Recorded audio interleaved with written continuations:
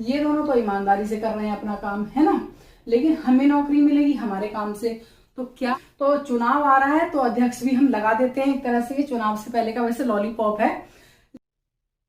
Hello नमस्कार, स्वागत है आप सभी का हमारे चैनल पे, और आप सभी को सबसे पहले होली की हार्दिक शुभकामनाएं। फिर उसके बाद हम बात करते हैं उत्तर प्रदेश शिक्षा सेवा चयन आयोग की भी बात करते हैं। अब देखिए, आपको पता है कि नेता लोग अपना काम कर रहे हैं, मीडिया अपना काम कर रहा है, लेकिन क्या हम लोग अपना काम कर रहे हैं? मतलब जो विद्यार्थी हैं या एस्पिरेंट्स हैं, क्या वो अपना काम कर रहे हैं? इन सब की हम बात करेंगे इसमें। वीडियो में एंड तक बने रहिएगा। और नई शिक्षक भर्ती यूपी में कब तक आएगी, यूपी टेट सुपर टेट कब आएगा, आएगा भी या नहीं, इन सब की बात करेंगे। क्योंकि बहुत पहले बता चुके हैं नेताजी कि जो छात्र शिक्षक अनुपात है वो बराबर है, कोई भर्ती की जरूरत नहीं है। इन सब पे हम बात करेंगे। और आप सभी को पता है कि बहुत दिनों से बेसब्री से जिस चीज का इंतजार था, ये आयोग गठित हो गया है, सदस्य मिल गए हैं, काम पे भी लौट आए हैं, और कार्यवाहक फाइनली अध्यक्ष भी मिल गए हैं। ये तो वैसे आप सभी को पता है कि पहले अगर इनको कार्यवाहक अध्यक्ष रखने थे तो पहले ही रख सकते थे, लेकिन अब ये क्यों रखे गए हैं, इनके पीछे मंशा क्या है, ये सब आप जानते हैं। आप बच्चे नहीं हैं तो आप अपना जो कीमती वोट है सोच समझ करके दीजिएगा, क्योंकि आप, मैं फिर से कह रही हूँ, बच्चे नहीं हैं। जो रोजगार देगा उसको आप वोट दीजिएगा।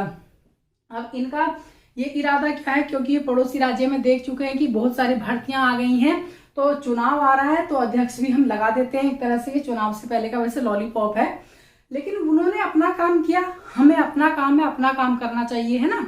तो उसकी बात करेंगे, सब चीजों की करेंगे। नई शिक्षक भर्ती कब तक आएगी और कितनी भर्तियां आएंगी, यूपी टेट सुपर टेट कब तक आएगा, आएगा भी या नहीं आएगा, ठीक है। तो देखिए, आप सभी को पता है कि कार्यवाहक अध्यक्ष मिल चुके हैं, और अभी थोड़ी देर पहले नियमावली भी जारी हो गई है कि भर्तियां किस तरह से करानी है। सभी जो पद होते हैं उन पे किस तरह से भर्ती होनी है, वो नई भर्ती होगी या फिर पदोन्नति से पद भरे जाएंगे, सारी नियमावली आ गई है। वैसे उनकी हम ज्यादा बात नहीं करेंगे, वो आप जाकर के देख सकते हैं कि किस तरह से वो आई हैं। और आप देखिए, बेसिक माध्यमिक और उच्च माध्यमिक सभी का काम जो क्या करेगा, यूपी शिक्षा सेवा चयन आयोग करेगा, और कोई नहीं करेगा। ये सभी आपको सब चीजें पता है ना। तो अब हम यहाँ पे बात करते हैं। देखिए, सबसे पहले जो लंबित भर्तियां हैं, सबसे पहले उन्हीं का काम होना है, जो कि निर्देश मिल भी चुका है कि कई बार पेपर में भी आया है। जो लंबित भर्तियां हैं, लंबित भर्तियां क्या है, जो आपकी यूपी टीजीटी पीजी 2022 में आपने फॉर्म भरा था, सबसे पहले तो उसी का काम होना है, ठीक है। क्योंकि सबसे पहले जो एग्जाम डेट आएगी वो उसी की आनी है, नई भर्ती बाद में आएगी, ठीक है।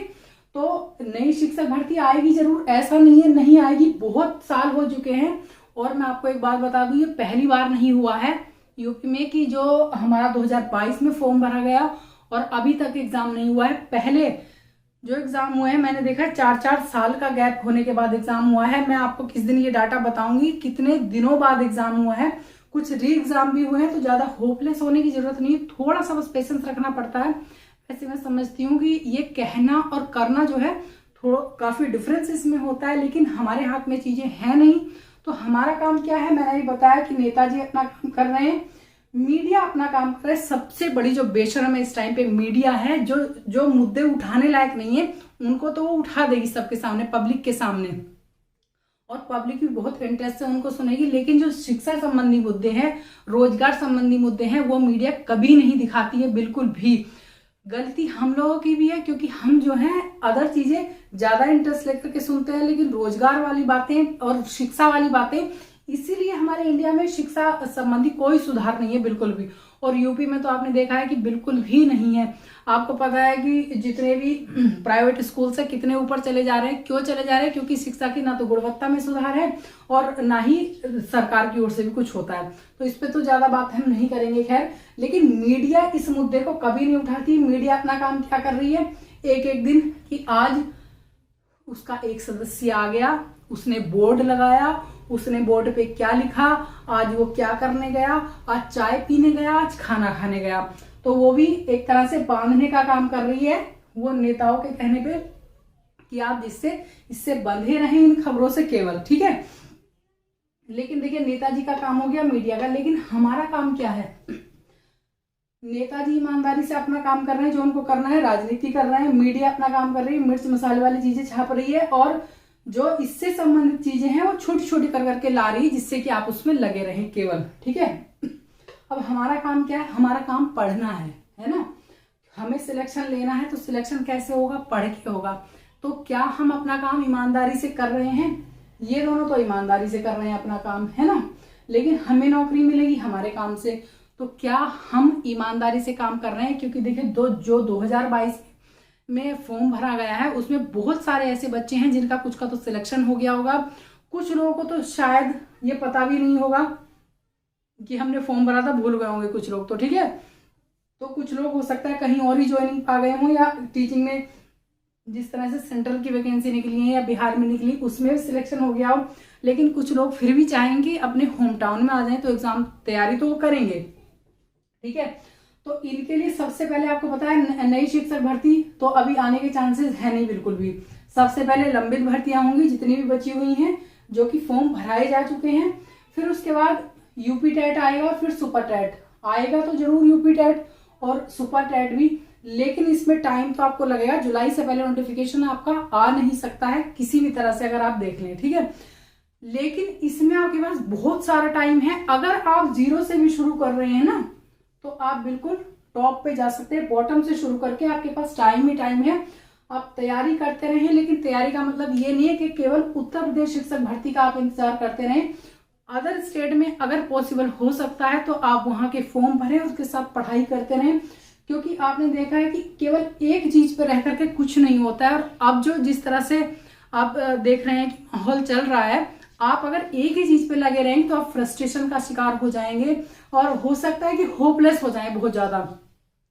तो अगर पॉसिबल है बाहर जाकर के नौकरी करना अपने स्टेट से दूसरे स्टेट में या सेंट्रल में, तो आप वहां की तैयारी भी कर सकते हैं।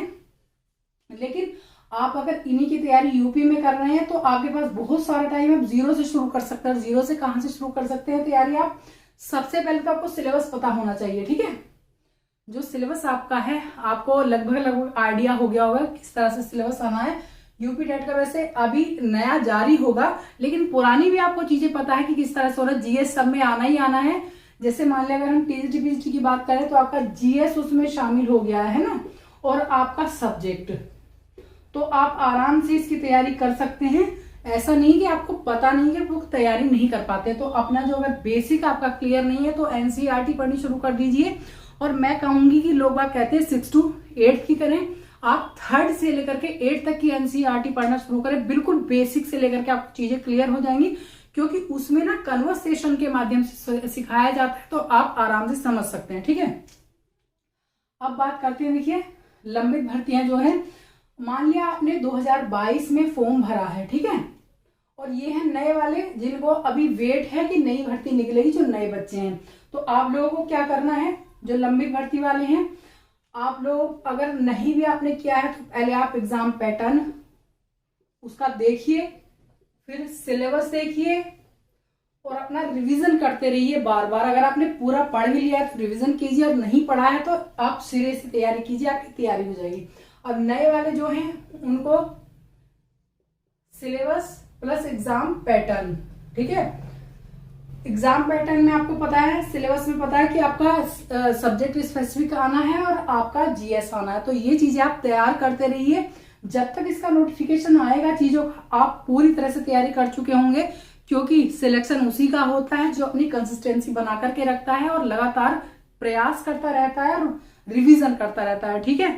तो आप इनमें से देखिए, नेताजी अपना काम कर रहे हैं, मीडिया अपना काम कर रहे हैं, तो हमें भी अपना काम पे लगे रहना चाहिए, तभी हमारा सिलेक्शन हो पाएगा। तो यहाँ पे आप सभी को पता है कि सदस्य भी चुने जा चुके हैं, अध्यक्ष भी, और नियमावली भी जारी हो गई है। तो कुछ ना कुछ तो होने वाला है। मतलब जो लंबित भर्तियां हैं वो तो अभी हाल फिलहाल में उनकी डेट आने वाली है। आपके पास टाइम है अच्छा खासा तैयारी करने का, 0 से भी कर रहे हैं तो इस वीडियो में इतना ही। नेक्स्ट वीडियो आपके लिए लेकर के आऊंगी जो नए बच्चे हैं कि आपको तैयारी किस तरह से करनी है, जो यूपी टीजीटी की तैयारी है, ठीक है। तो वीडियो देखने के लिए थैंक यू सो मच।